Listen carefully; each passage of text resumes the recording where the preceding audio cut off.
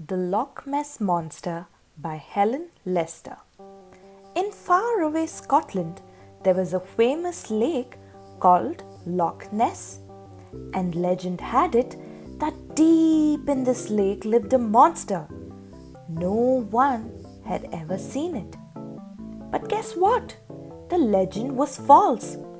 In truth, way down at the bottom of Loch Ness, there lived not one but three monsters. There was Nessie, her husband, and their little baby boy Angus. From the time he was a baby, Angus's parents had taught him 5 basic monster rules. Number 5, never behave in a monstrous manner. Number 4, never eat with your thumbs. Number 3, always say excuse me when you cough, sneeze, or burp.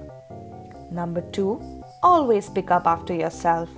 And number 1, never ever go up to the surface of the lake. So, Angus was well behaved, ate with a spoon, and said excuse me when he coughed, sneezed, or burped. But as he grew bigger, so did his mess. Mother Nessie skidded across the floor on Angus's slimy Lockwood collection and crashed into Father Fergus. Father Fergus tripped over Angus's fishy dolls and landed in the porridge. Angus loved the action. His parents did not. "Have you noticed that Angus leaves drips all over his dishes?" they asked. "And peanut shells on the floor? And that his mittens are hopelessly mixed up? And that we are surrounded by dirty laundry?" What had happened to their tidy home?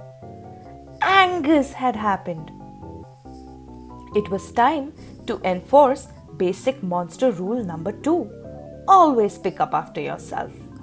So Angus's parents told him that while they loved him very much, until he cleaned up after himself, he would have to stay in his room so that his stuff would stop spreading. Meanwhile, they would deliver his daily meal of milk and potatoes in a can, so Angus went off to his room.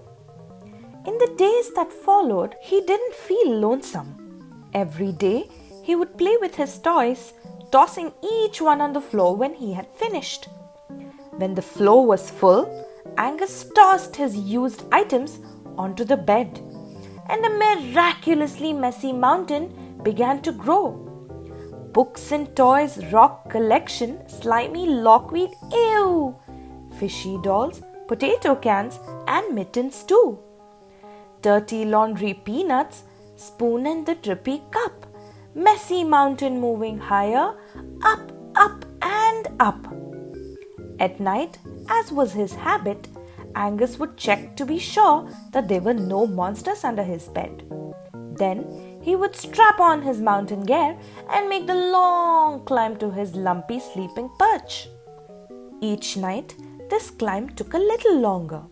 Not only was the climb a long way up, on the nights when Angus fell out of his bed, it was a long way down.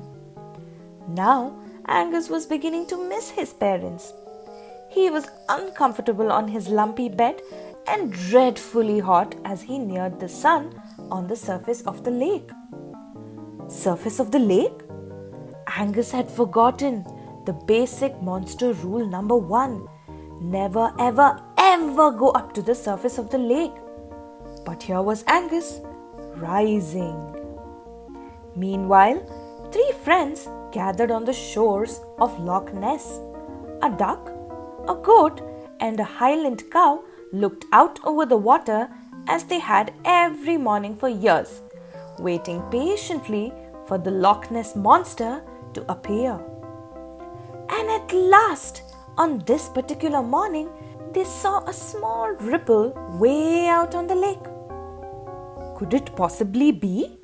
They found their camera, binoculars, and telescope, and what they saw was sloppy Angus just awakening and rising on his bed, or what once had been his bed.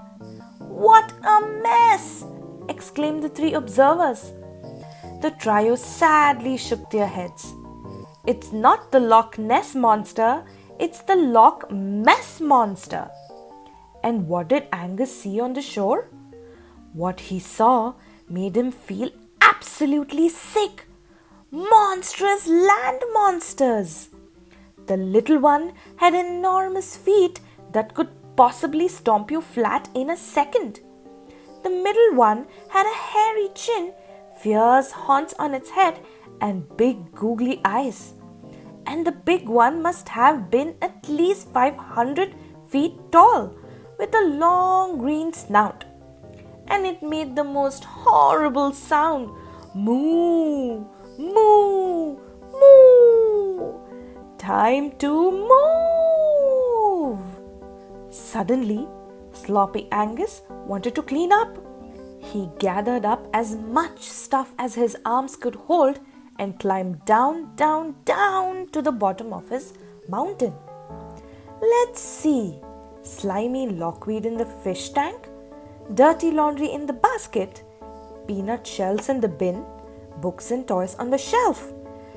And up he went for another load.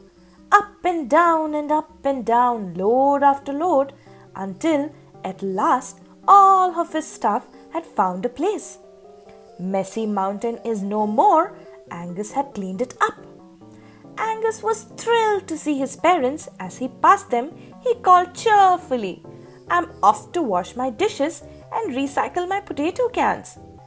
His mother and father were concerned. "Are you sick, Angus?" But Angus was not sick. He was just glad to be plain Angus instead of sloppy Angus. That night, he had a wonderful dinner with his parents and land monster-free dreams on his smooth, cool bed. The end.